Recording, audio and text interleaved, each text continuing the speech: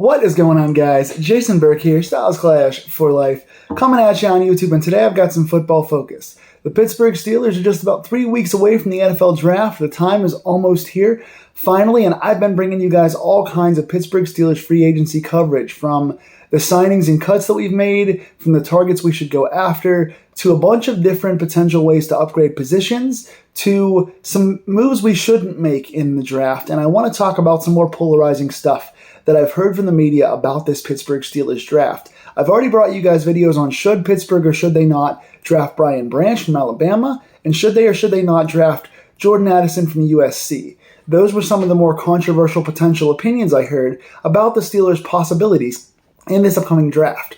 Now, the next thing I've been hearing a lot about is something I want to bring you guys kind of a good and bad scenario on, and that is trading in this draft. Trading up and trading down. First, I want to look at the possibility, if we're looking at maybe pick 17 where Pittsburgh sits right now, should they trade up? Now, trading up is a really risky thing because you're banking on one person kind of being the guy. Pittsburgh's got pretty good draft positioning here with 4 picks in the top 50, or what is it? We got 17, 32, 49, so 3 in the top 50, 4 in the top 80. So we've got some pretty good picks in the front end of this draft, and by trading up, and saying, okay, we're going to go up from 17 to maybe, 11, 12 to get our guy, so to speak, that means you're banking on that guy being a guaranteed home run. And you're probably, to trade up, you're giving away at least one of your second-round picks or maybe a third-round pick. You're losing pretty good capital in a draft, in my opinion, that is stacked at the positions we need people at. Now, you've heard me talk ad nauseum on this channel about Pittsburgh needing cornerback, offensive tackle, defensive tackle, inside linebacker. Those are our 4 main spots that I would like to see bodies added. And I think this draft has enough of those guys sprinkled throughout the early parts of the draft that Pittsburgh could get guys that fit our system that are really underrated talents at each one of our rounds coming up in the first 3 rounds. So by trading up, we're saying, okay, we're going to give away at least one of our second-round picks, and we're only going to go up 6 spots, and we're going to bank on one guy being the guy. I think in this draft, there are enough good guys that I think trading up is a mistake. You look at the last time Pittsburgh traded up, and that was to get Devin Bush. We traded up to, I think, number 10, top 10 pick, to get Devin Bush to be our linebacker of the future, and for the rookie season, it looked good. And then he got injured a second year, and he was never the same, and now he's going to be gone. So trading up is a very risky thing, especially in a draft when you really need about 4 things. Pittsburgh could use some more depth in other places, but they've done a very good job in free agency in bringing in backup tackles, bringing in linebackers, bringing in more safeties, bringing in more guards. We've done a lot for depth, and there still could be more moves coming with Bud Dupree possibly and things like that. Pittsburgh could be still looking to fortify their roster, but I think in this case, trading up is something I would not do. If you're looking at what Pittsburgh really needs, right? If we're looking at a first-round tackle, there are guys like Broderick Jones, who may or may not be there at 17. And you look at, okay, would you want to trade up to get Paris Johnson, who I think is the best tackle in this draft? Would you want to trade up to get Peter Skoronski, who's been considered the best by most people, or he could be a guard? I think he's more of a guard in the NFL, which is why he's not been on my radar as much. But I think Paris Johnson is the best. And I think Skoronski has a high upside. Broderick Jones is number 3, and he's the guy that's been considered to possibly be there at 17. Now, if you lose those 3 guys, are you losing out on tackle? I don't necessarily think so. You have Darnell Wright from Tennessee, who could be there at 32. You have Anton Harrison, who could be there at 32. And there's 1 or 2 other guys who we're looking at who could be there at 32. There's enough, second-round talent that at 32 or even 49, you could get somebody who I think could come in and at the very least challenge. There's been reports that we like what we're seeing from our current tackles, which I don't know if that's true. People were saying Dan Moore is getting a vote of confidence from Mike Tomlin. Either way, getting somebody at 32 or maybe even 49, I wouldn't wait till 49. I'd go with 32. But if you can get somebody at 32, I think an Anton Harrison is really, really talented. A Darnell Wright. There's 1 or 2 other guys who I think could really be something that you don't have to trade up to get. You might not get Broderick Jones, which would be my ideal pick here. If you can get Paris or Broderick, that's great. But if they're gone at 17, I wouldn't necessarily trade up to get one because there are going to be some there at 32. Looking also at the other potential first-round pick, cornerback. So obviously the top two cornerbacks are Christian Gonzalez, who's the best overall corner in this draft, and Devin Witherspoon, who is the biggest hitter and the most potential Steelers-style corner in this draft. They probably aren't going to be there at 17. Is there a chance they fall? Maybe. But do you have to trade out of 17 and trade up to get one of those guys? I don't think so. Joey Porter Jr. is the number 3 corner in this draft, and he's been linked here, of course, not only being a Penn State guy, somewhat local, but having his father, Joey Porter, play and coach here before. So there's a good chance that if he's there at 17, he's our guy, and that would be a great fit. He's one of the most physical guys in this draft. He's a very tight coverage guy. He can play outside man. I like him here. If he winds up going, though, would it be a mistake to not trade up to get him? If he winds up going a few picks earlier, are we going to kick ourselves for not getting him? I don't think so. This, to me, is the deepest cornerback draft of any position in this year's class, and probably the deepest cornerback draft that I've seen in several years. There are about 12 to 15 corners who spread out between the first and early third rounds, who are very good NFL-ready corners, in my opinion, from slots to outside guys. You have guys like Emmanuel Forbes, who I think is super underrated. I think he's a good Steeler fit for this team. I think Kelee Ringo has gone under the radar in the second half of the year because he fell off a little bit. I like Kelee Ringo a lot. I think he's one of the more underrated guys in this class.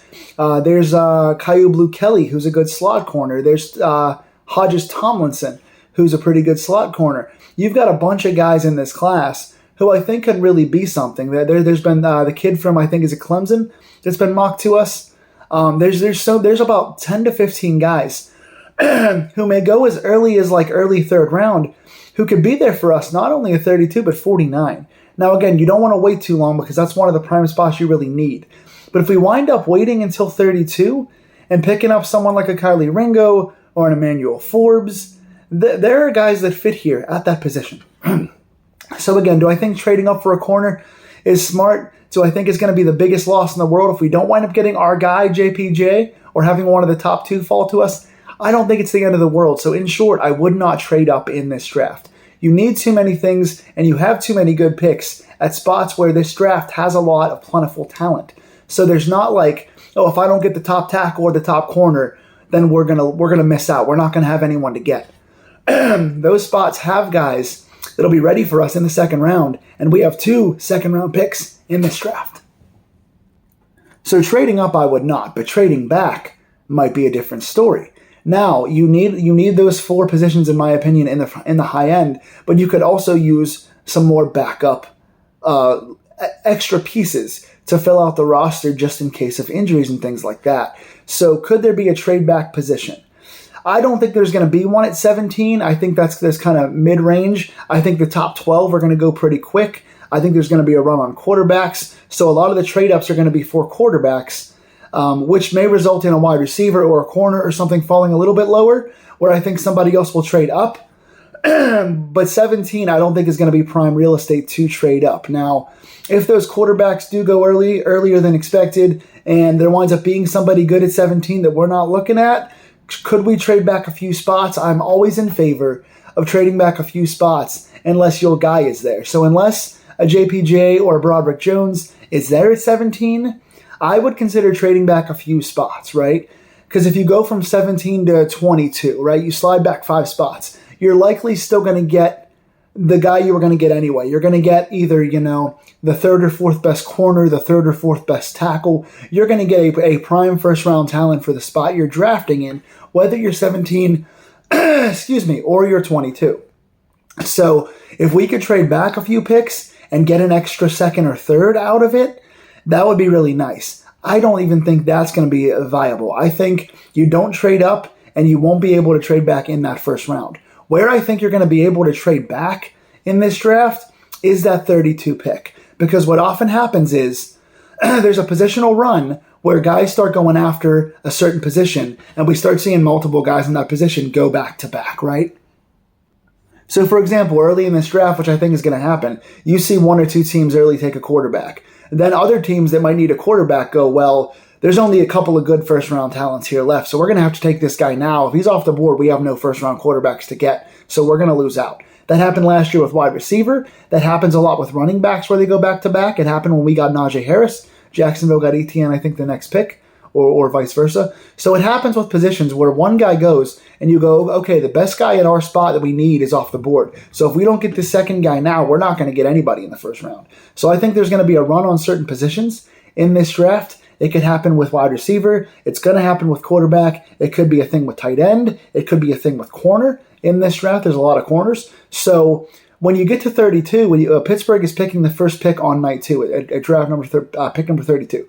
So someone's going to look at the big board overall and go, oh, wow, this guy managed to slide out of the first round. If we trade up, we can get this guy right away. He's still available to us. Pittsburgh has this pick. We can trade out of this. Pittsburgh's not going to want this guy. We do.